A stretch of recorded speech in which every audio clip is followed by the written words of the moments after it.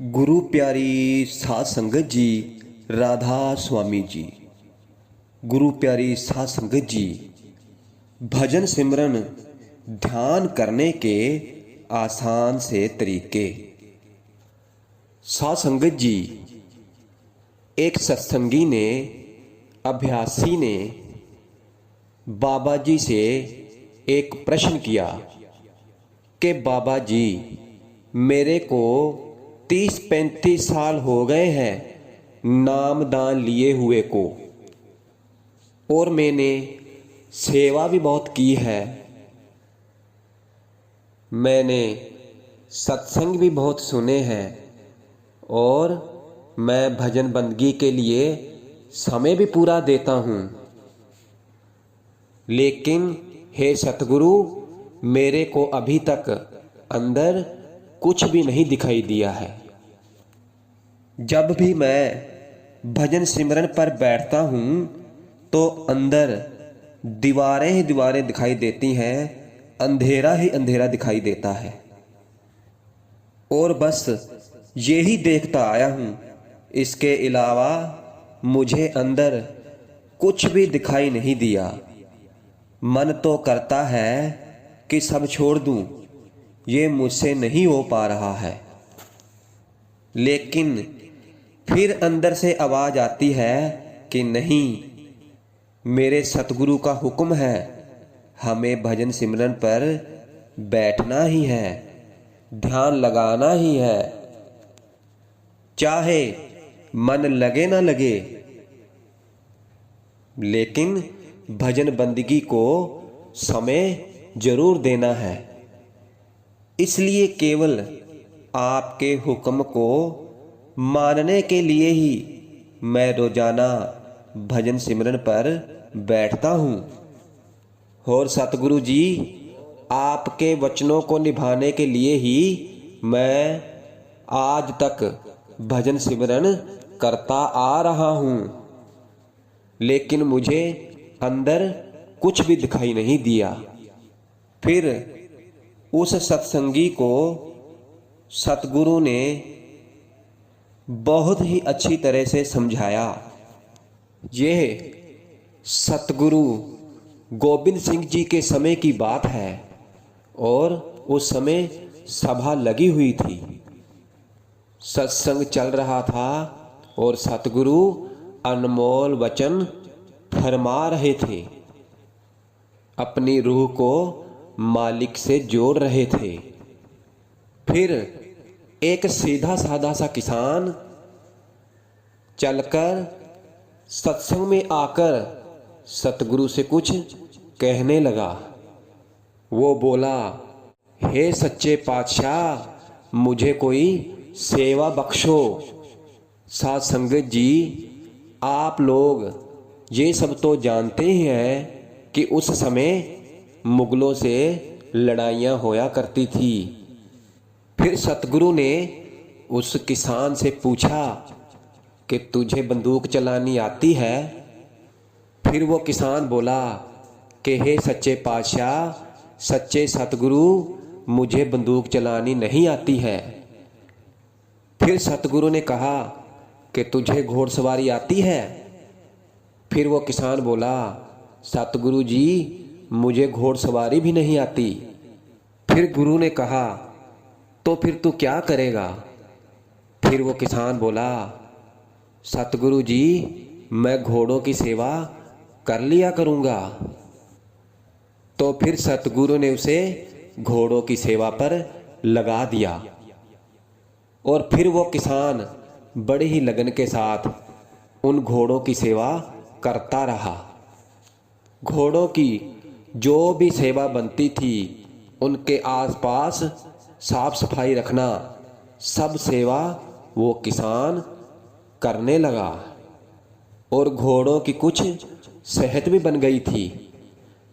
तो फिर क्या हुआ, एक दिन गुरु साहब ने घोड़ों के अस्तबल में आकर देखा, तो क्या देखते हैं कि घोड़े तो बहुत ही तगड़े बन गए हैं। उन घोड़ों को देखकर गुरु साहब ने अस्तबल के मुखिया से पूछा कि भाई इन घोड़ों की सेवा किसने की है, ये तो बहुत तगड़े बन गए हैं। फिर वो मुखिया बोला, गुरुजी भाई बेला जी ने की है। तो फिर गुरु साहब ने भाई बेला जी से पूछा कि भाई तेरा नाम क्या है। तो फिर उसने बताया। फिर वो बोला कि सतगुरु मेरा नाम तो बेला है। फिर गुरु साहब बोले कि तू कुछ पढ़ा लिखा भी है।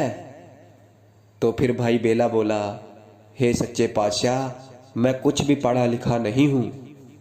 फिर गुरु साहब भाई बेला जी से बोले, अच्छा तो ठीक है, आज से हम तुम्हें पढ़ाया करेंगे और पढ़ाई के साथ साथ तुम सेवा भी करते रहना। तो फिर गुरु साहब उसको रोज एक पंक्ति बता देते थे और फिर वो रोज उस पंक्ति को याद किया करता था। एक बार क्या हुआ कि गुरु साहब एक लड़ाई में जा रहे थे। तो फिर भाई बेला जी गुरु साहब को जाते हुए देखकर दौड़कर आया और गुरु साहब के चरण पकड़ लिए और फिर बोला कि हे सच्चे पातशाह मुझे आज के लिए एक तुक तो दे जाए। फिर गुरु साहब ने फरमाया कि वक्त नहीं देखना कि हम कहीं जा रहे हैं। वाह भाई बेला, ना पहचाने वक्त ना पहचाने बेला। और इतना कहकर गुरु साहब वहाँ से चले गए। फिर भाई बेला ने सोचा कि गुरु साहब ने मुझे ये पंक्ति बताई है, मुझको इसी का सिमरन करना है। और फिर वो सारा दिन प्रेम और प्यार के साथ उसी को रटता रहा कि वाह भाई बेला, ना पहचाने वक्त और ना पहचाने बेला। ये रटता रहा और साथ साथ सेवा भी करता रहा। और बाकी जो और सेवादार थे उन्होंने ये सुना और मन ही मन हंसने लगे कि ये मूर्ख क्या बोलता फिर रहा है। और जब शाम को सत्संग का समय हुआ तो फिर अन्य सेवादारों ने मजाक के तौर पर गुरु से पूछा कि हे सतगुरु जी, क्या आप कोई पंक्ति आज भाई बेला को बताकर गए थे? फिर गुरु साहब कहने लगे, नहीं आज तो कोई पंक्ति नहीं बताई। फिर उन्होंने बताया कि वो तो आज सारा दिन यही रटता रहा कि वाह भाई बेला, ना पहचाने वक्त और ना पहचाने बेला। फिर गुरु साहब ये सुनकर हंसने लगे और फिर अपने वचनों में फरमाने लगे, जिसने वक्त नहीं पहचाना वो समझ गया और वो पार हो गया। और यूं ही सतगुरु ने ये वचन फरमाया तो बेला की सूरत उचली मंडलों में चढ़ गई और अब तो वो सारा दिन नाम ही जपता रहता था। यदि सूरत अंदर जाती तो वो नाम के रंगों में रंगा रहता और अगर सूरत बाहर आती तो फिर गुरु के ख्यालों और नाम में डूबा रहता। फिर कुछ सेवादारों ने गुरु साहब से कहा कि हे सच्चे पातशाह, ये कैसे हो सकता है? हम तो कब से सेवा करते आए हैं लेकिन हमें तो कुछ भी प्राप्त नहीं हुआ। ये कल का आया हुआ ये कैसे नाम के रंग में रंगा गया? कुछ सेवादार पुराणों और ग्रंथों का अनुवाद करते रहे और फिर कहने लगे, हमने पुराणों का ग्रंथों का अनुवाद किया है और सेवा भी की है लेकिन वो व्यर्थ गया, तो अब हमें यहाँ रहना ही नहीं चाहिए। फिर गुरु महाराज समझ गए कि ये सब अब क्रोध में आ गए हैं। फिर गुरु साहब उन्हें समझाने लगे। फिर गुरु साहब ने क्या किया? फिर गुरु साहब ने उन सेवादारों को भांग दी और कहा, इसको अच्छी तरह से पीसो, क्योंकि भांग को जितना भी अच्छी तरह पीसा जाए वो उतना ही ज़्यादा नशा देती है।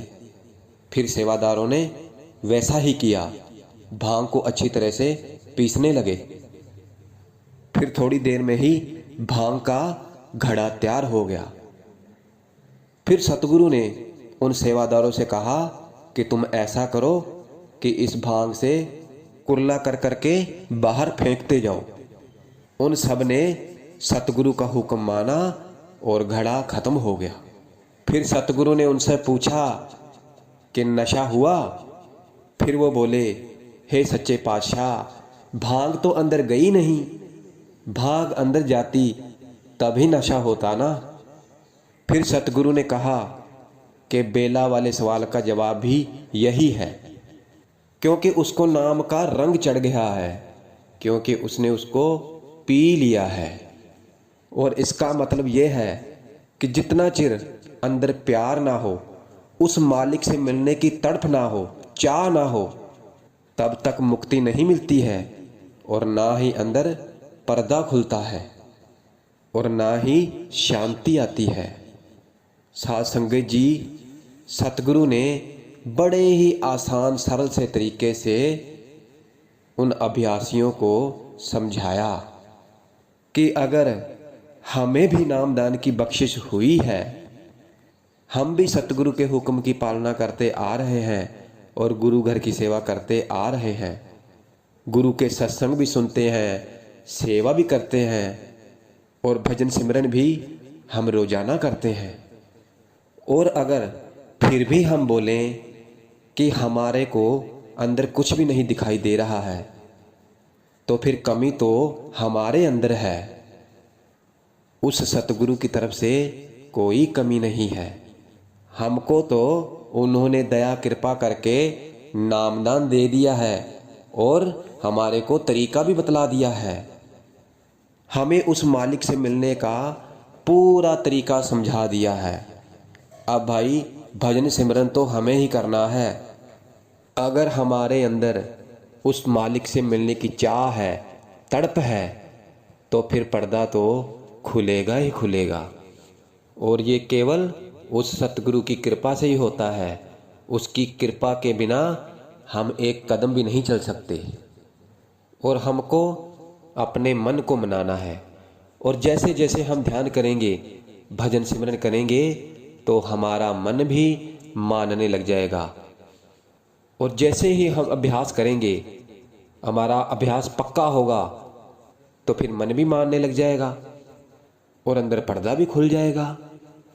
इसलिए तो संत सतगुरु फरमाते हैं कि भाई मन लगे ना लगे, लेकिन हमको भजन सिमरन करना ही है, और वो भी बिन नागा।